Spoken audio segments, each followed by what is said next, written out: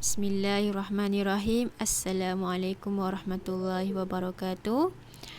Saya adalah cikgu baru yang bernama Ustazah Hawa yang akan mengajar subjek fiqh tahun 2. Baik.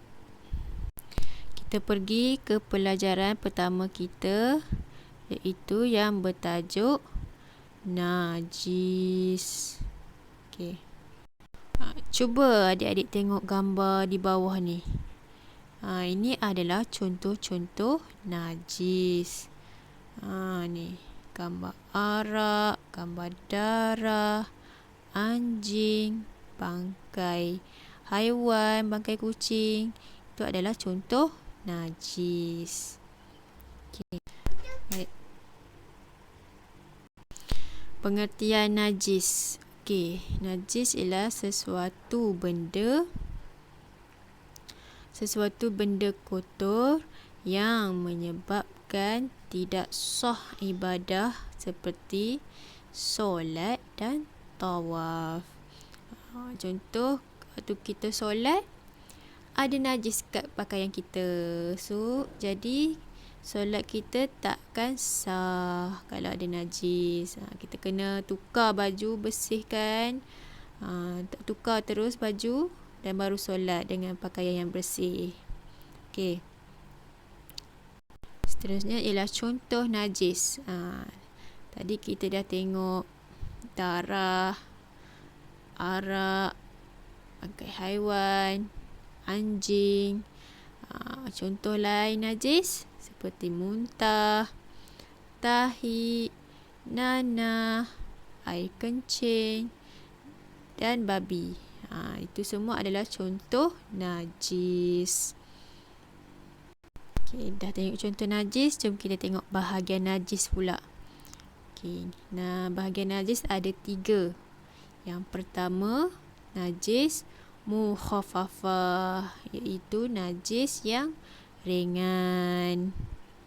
Okay, yang kedua ialah najis mutawassithah, iaitu najis pertengahan. Dan yang ketiga ialah najis mukhalazah, iaitu najis berat. Okey, jom kita tengok pengertian bahagian najis ini. Okey, pengertian najis mukhaffafah. Okey, apa najis mukhaffafah? Iaitu air kencing kanak-kanak lelaki yang berumur kurang daripada 2 tahun yang hanya minum susu ibu sahaja. Kalau ada adik yang dah umur 2 tahun ke atas yang dah tak minum susu ibu, itu bukan najis mukhaffafah dah, itu dah jadi najis lain. Okay, ingat, kanak-kanak lelaki yang berumur kurang dari 2 tahun dan hanya minum susu ibu sahaja, itulah najis mukhaffafah. Okay. Yang seterusnya, kita tengok cara menyucikan najis mukhaffafah. Okay, bagaimana kita nak bersihkan najis mukhaffafah ni? Okay, yang pertama kita kena kenal pasti dulu najis mukhaffafah. Kalau betul tu air kencing adik kita yang kurang berumur daripada 2 tahun dan masih lagi menyusukan ibu, itu ialah najis mukhaffafah. Okay, bila kita dah pastikan tu najis mukhaffafah, step yang kedua, kita hilangkan najis tu sehingga kering. Dah kering, kita renjiskan dengan air mutlak, air yang biasa tu lah, renjis.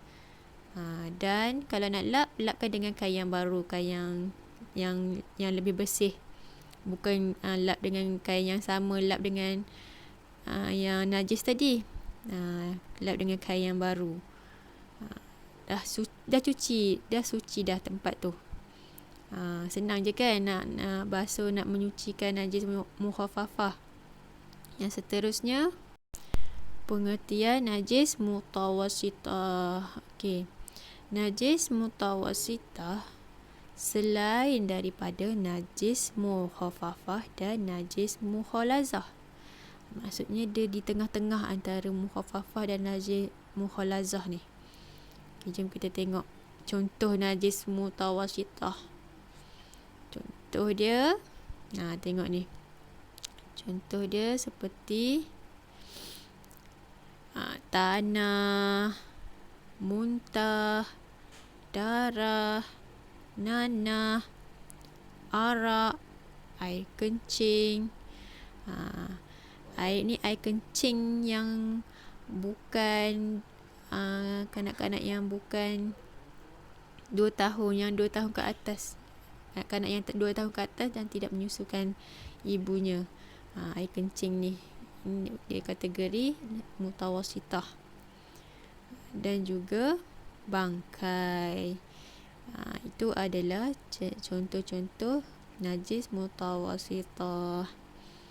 Okay, jom kita tengok cara nak sucikan najis mutawassithah.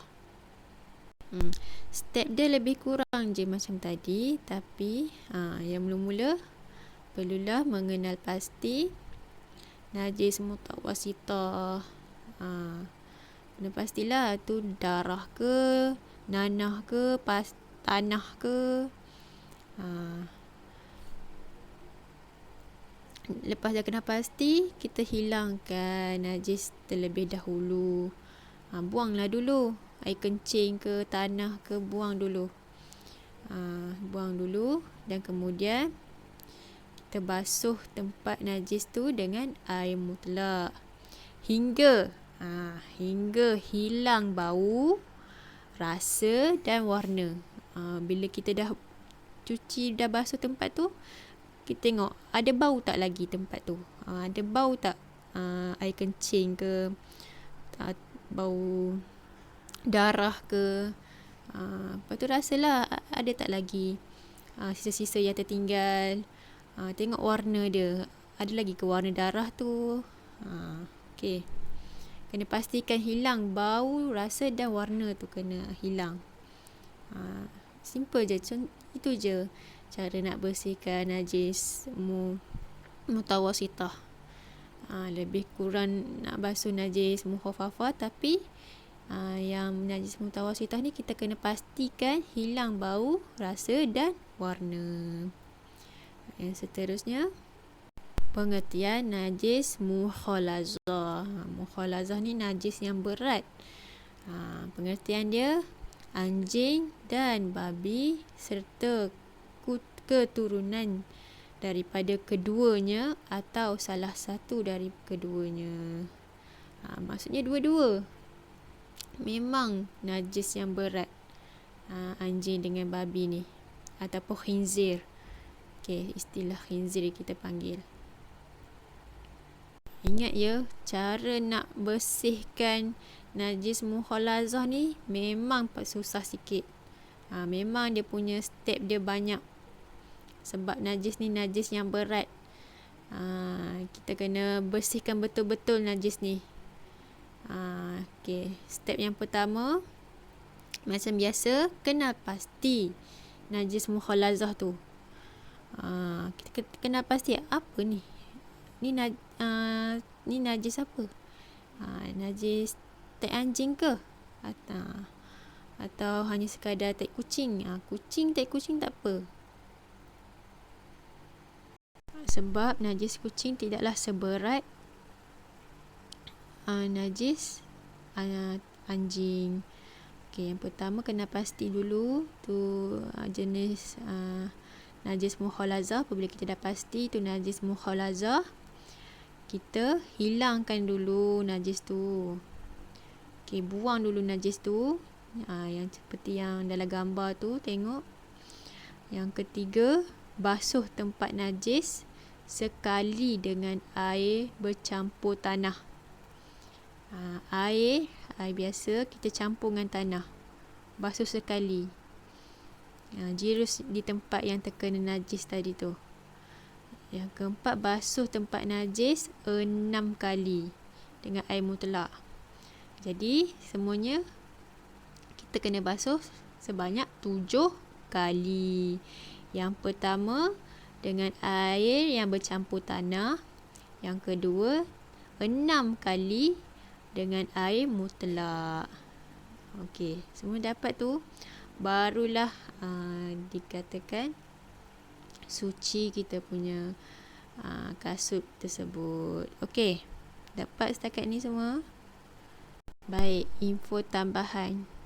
Bangkai ikan dan belalang adalah bukan jenis najis ya. Ikan, belalang bukan najis. Ingat tu. Dan yang kedua, tanah yang hendak digunakan untuk menyucikan najis, mukhalazah, tidak bercampur dengan najis. Ingat, tanah tu tidak bercampur dengan najis lain. Macam najis tak ayam ke. Jangan. Tu tidak suci. Dah lah bercampur, memang tak suci lah kita punya tempat yang terkena najis tu bila kita basuh. Okey, itu sahaja. Okey, baik. Sampai situ saja kita punya pelajaran subjek fiqh. Apa yang kita belajar tadi, ingat balik. Kita belajar tentang najis. Dan najis ada 3 bahagian. Yang pertama, najis mukhafafah, iaitu najis yang ringan. Yang kedua ialah najis mutawassithah, iaitu najis pertengahan antara najis mukhafafah dan juga najis mukhalazah. Dan yang terakhir ialah najis mukhalazah, iaitu najis yang paling berat, yang kita perlu basuh betul-betul. Kita kena jaga yang tu. Okey. Bahkan dalam ketika solat pun kita kena jaga kebersihan, pakaian yang bersih, anggota badan kita bersih. Okey, dalam solat kena bersih. Okey, itu saja daripada Ustazah Hawa. Sekian. Assalamualaikum warahmatullahi wabarakatuh.